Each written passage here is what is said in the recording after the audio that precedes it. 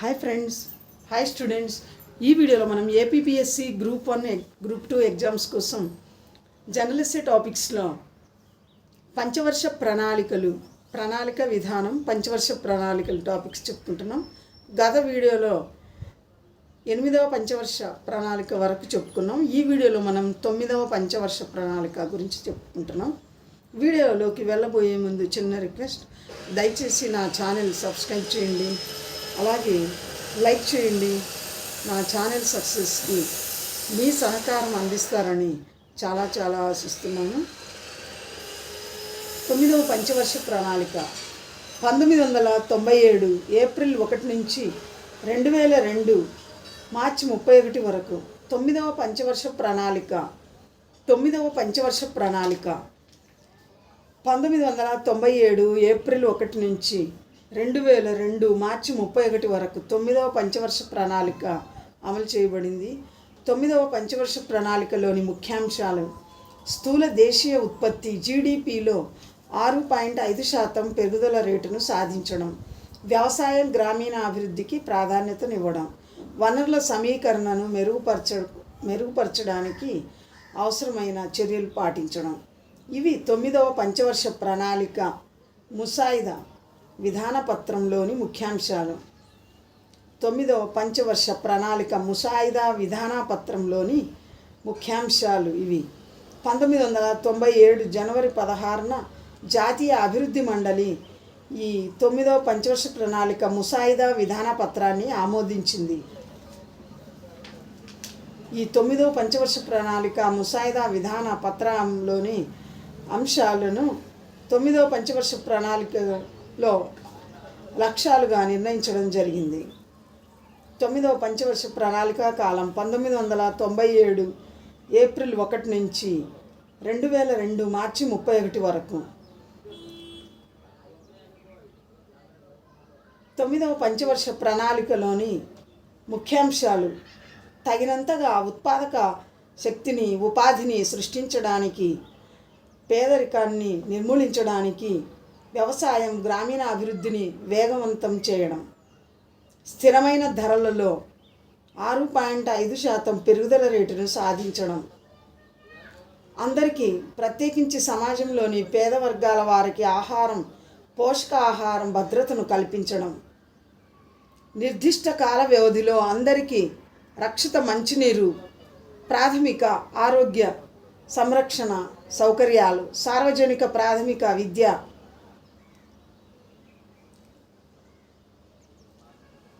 కూడు గూడు గుడ్డ వంటి కనీస మౌలిక సౌకర్యాలను అందించడం, జనాభా పెరుగుదల రేటును నిలువరించడం, అన్ని స్థాయిలలో ప్రజల భాగస్వామ్యం, సామాజిక సమీకరణ ద్వారా అభివృద్ధి ప్రక్రియకు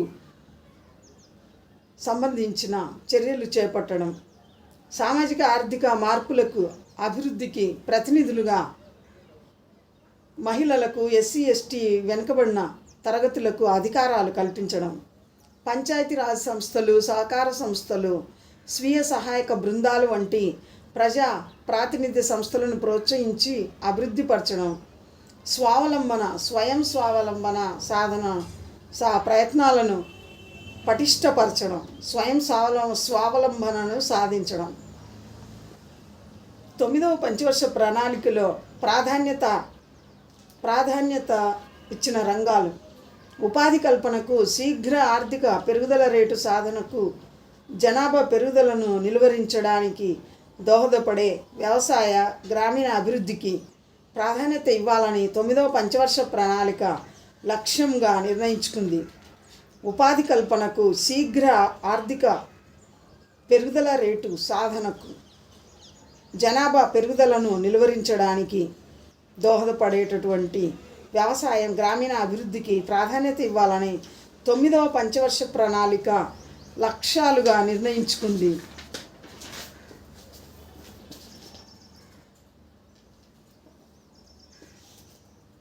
వనరుల సమీకరణకు ప్రణాళిక సంఘం క్రింది సూచనలు చేసింది. 9వ పంచవర్ష ప్రణాళిక అమలుకు, వనరుల సేకరణకు, వనరుల సమీకరణకు ప్రణాళిక సంఘం దిగువ సూచనలు చేసింది. ఖనిజాలపై రాయల్టీలను, విద్యుత్తు, నీటిపారుదల రంగాల వినియోగ ఛార్జీల పెంపు ద్వారా నాన్ ట్యాక్స్ రెవెన్యూను పెంచడం, అదనపు ఆదాయం పొందేందుకు మ్యాట్ను మరింత సమర్థవంతం చేయడం, వ్యయం ప్రాతిపదికగా ఆదాయం పన్ను విధానాన్ని ప్రవేశపెట్టడం, ఖాతాలలో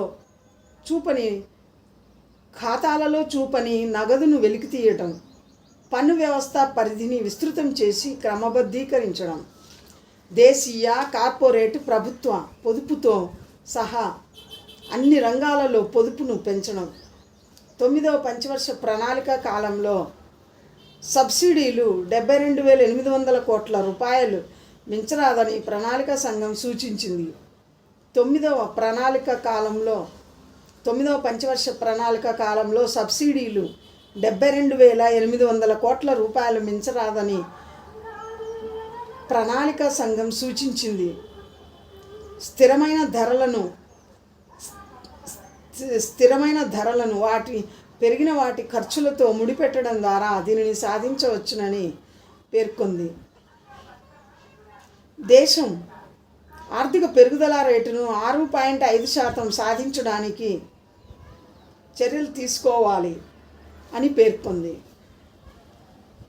ఆర్థిక లోటును నిలువరించడం, విద్యుత్తు, నీటిపారుదల రంగాల్లో వినియోగ ఛార్జీలను క్రమబద్ధీకరించడం, ప్రభుత్వ రంగ సంస్థల నుంచి పెట్టుబడులను ఉపసంహరించడం, సబ్సిడీలను నియంత్రించడం వంటి క్లిష్ట నిర్ణయాలను తీసుకోవాలని సూచించింది. ప్రణాళిక సంఘం సూచించింది.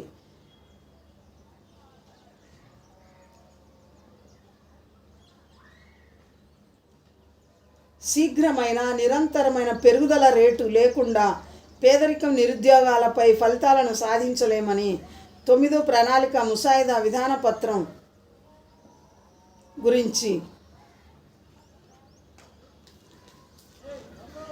అప్పటి ప్రధాని నొక్కి చెప్పారు.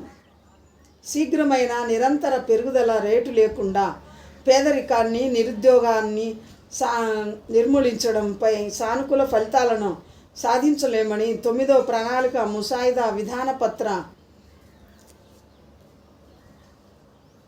విషయాలను అప్పటి ప్రధాని నొక్కి చెప్పారు. క్రియాశీలమైన గ్రామీణ రంగం పారిశ్రామికీకరణలకు కూడా అనువైన పరిస్థితులను కల్పించాలని సూచించింది. క్రియాశీల గ్రామీణ రంగము పారిశ్రామికీకరణకు అనువైన పరిస్థితులను కల్పించాలని సూచించింది. వ్యవసాయం, గ్రామీణ వ్యవసాయేతర కార్యకలాపాలపై ప్రత్యేక దృష్టిని సారించాల్సి ఉందని అప్పటి ప్రధాని సూచించారు. ప్రాథమిక సౌకర్యాలు సజావుగా లేకపోవడం అభివృద్ధికి ప్రధాన అవరోధంగా ఉందని, ప్రాథమిక సౌకర్యాలు సజావుగా లేకపోవడం కూడా అభివృద్ధికి ప్రధాన అవరోధంగా ఉందని అప్పటి ప్రధాని తెలియజేశారు. దారిద్ర్య రేఖను దిగువగా ఉన్న ప్రజలు 37% మంది ప్రజలు ఉన్నట్లు ప్రణాళిక సంఘం అంచనా వేసింది. దారిద్ర్య రేఖకు దిగువన ఉన్న ప్రజల సంఖ్యను